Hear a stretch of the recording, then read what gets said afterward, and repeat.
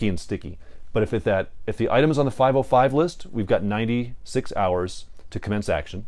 Otherwise, if it's an uninhabitable issue, we still have 96 hours.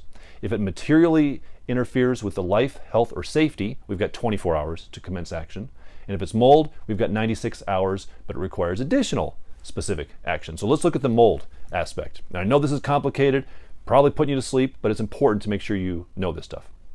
As it relates to mold-specific actions, you must, within 96 hours, mitigate the immediate risk, and this is their language, the immediate risk by installing a containment, stopping the active source of water to be mold, and installing a high-efficiency particulate air filtration device to reduce the tenant's exposure to mold.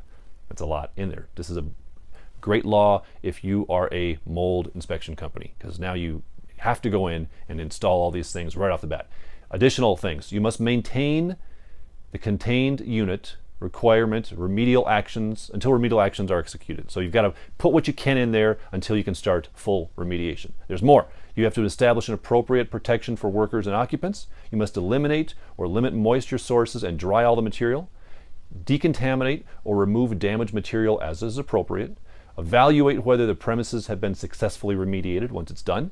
And then reasonably the premises to control the source of moisture and nutrients and therefore prevent or limit recurrence of the mold. Now that's a mouthful, isn't it? And mold companies know what this stuff means. You may not know what it means, but we've got to make sure we're abiding by this.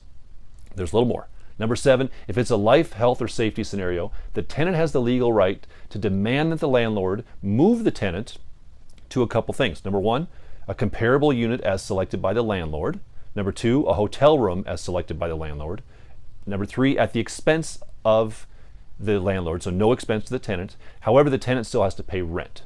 So if this can't get fixed and the tenant has to go to a hotel room, the landlord must provide that hotel room at the landlord's expense, but while